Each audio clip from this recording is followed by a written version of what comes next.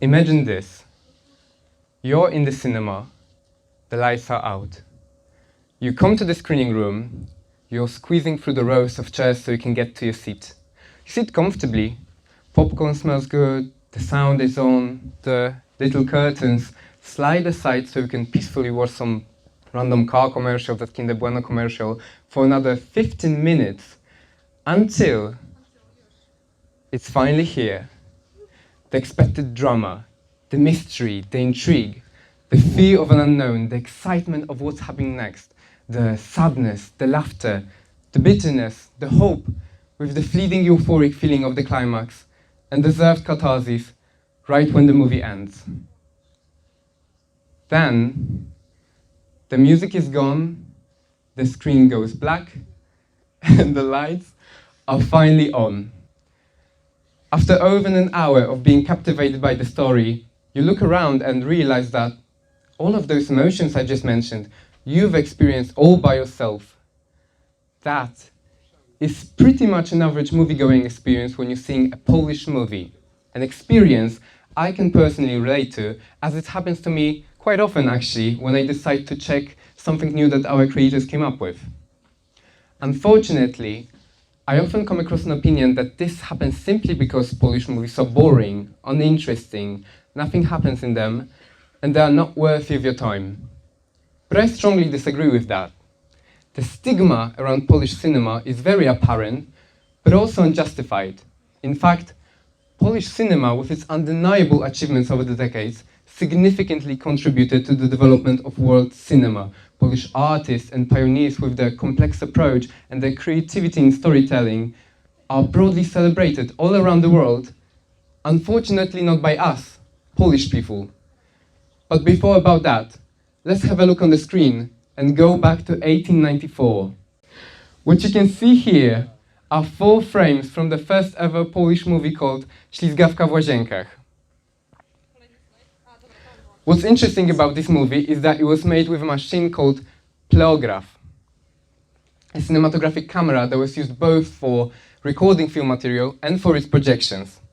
The creator of the movie was Kazimierz Pruszyński, at the time a young student and the creator of pleograph. Quite of a revolutionary machine actually, because not only did it start the history of Polish cinema, but sort of history of cinema overall. Sort of, because Kazimierz Pruszyński wasn't as much of an influential entrepreneur as Lumiere brothers were, who are marked in history as creators of cinema with the invention called cinematograph, made a year later. Plus, pleograph wasn't as convenient to use, which was something that our forgot visionary worked on, eventually giving us areoscope, first ever handheld camera, this time efficient and convenient enough to be used for recordings of such events like coronation of George V, and a great deal of World War I material that we watch today. People like Kazimierz Pruszyński helped to push the boundaries of what this medium is today, and I think their work should be celebrated, definitely not forgotten, and acknowledged, especially in this TED Talk. But for now, let's focus on Polish cinema specifically. See? Growing up in a house where I could hear those famous quotes from cult classic of 80s comedies of Poland, I never really got the point of my peers that there's little to explore in Polish cinema, because I got genuinely surprised myself how much there is unknown to explore. For instance, the wave of comedies of the 80s touching upon themes of sexual identity and erotic culture that these days quite confidently would be referred to as queer cinema, term queer relating to non-heteronormativity. Would you believe that in the 30s, a Polish queer movie not only would have existed, but also been famous abroad? Films like Piętro Wyżej, with probably the most iconic drag performance by Eugeniusz Bodo in Polish culture. Films like Trudna dziewczyna, about a girl with issues finding a job that decides to dress up like a man to get one, and unfortunately falls in love with her new boss. Or films like Judeł gra na skrzypcach, with similar themes but made entirely in Yiddish, a Jewish language. Film that became one of the most fulfilled comedies in Jewish cinema. Moving forward, did you know that films like Steven Spielberg's Schindler's List would not exist if Wanda Jakubowska hadn't made Ostatni Etap, first ever non-documentary film about Holocaust camp? film that to this day remains a model of a Holocaust movie. And did you know that in the 70s we were making those huge spectacles, Avenger Marvels type of movies? It's true, Soviet authorities in Poland at the time, wanting to show off how great they were, decided to take out loans from the West banks and invest them into projects like Potop, 100 million of old zloty, 40,000 people on the set. They even involved military into this project. And it worked. It was a major success, and ambitious films like that were greatly appreciated abroad.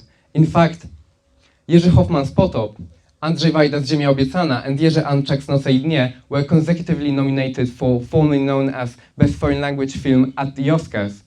And those type of success wouldn't be possible if we didn't have one of the oldest, because created in 1948, but also one of the most prestigious film schools in the world. I'm talking, of course, about Łódzka Film School, in Poland known as Łódzka Szkoła Filmowa, an institution that gave us outstanding cinematographers, actors, directors, people like Zbigniew Rybczyński, Kazimierz Kuc, Andrzej Munk, Krzysztof Zanussi, Krzysztof Kieślowski, mentioned before, Andrzej Wajda, Juliusz Machulski, people whose work became point of reference for modern world-class filmmakers. Do you remember the film footage I've shown you at the beginning? Well, I did not make it. I used it because it looks pretty, but Martin Scorsese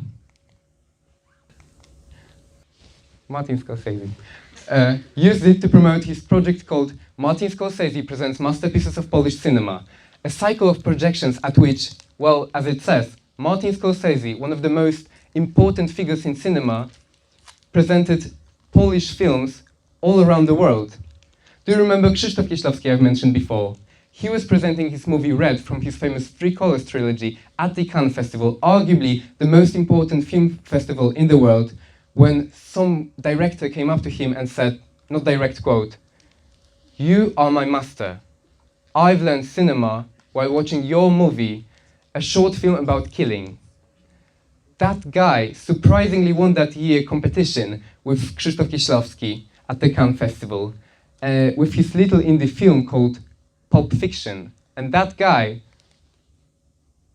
was Quentin Tarantino. If Martin Scorsese can see it and Quentin Tarantino can see it, then what's not clicking with us? Is Polish modern cinema that bad? Well, I guess it depends on what you're looking at. The biggest Polish movies of the year tends to be wannabe British comedies with probably Tomasz Karolak somewhere in the cast, or more movies that are made specifically to make profit out of school trips.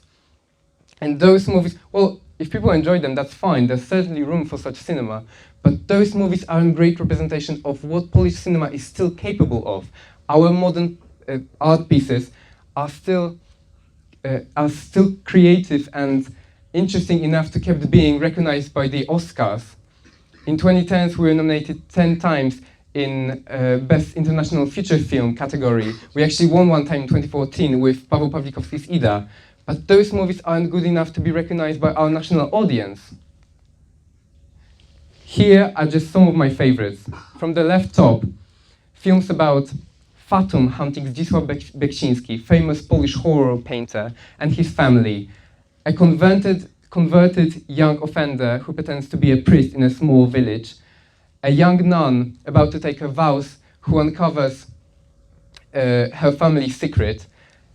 An animated collection of memories of directors, dead parents and his childhood in communist times. A tragedy of a woman whose daughter, biological mother, unexpectedly returns and destroys their family.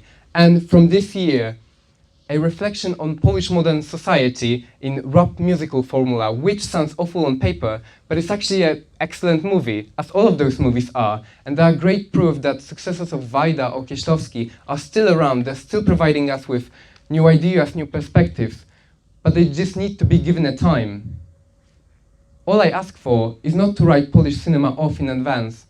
So maybe one day, I'll come to the screening room, I'll squeeze through the rows of chairs, and sit comfortably, surrounded by the crowd of people as big as the one here today.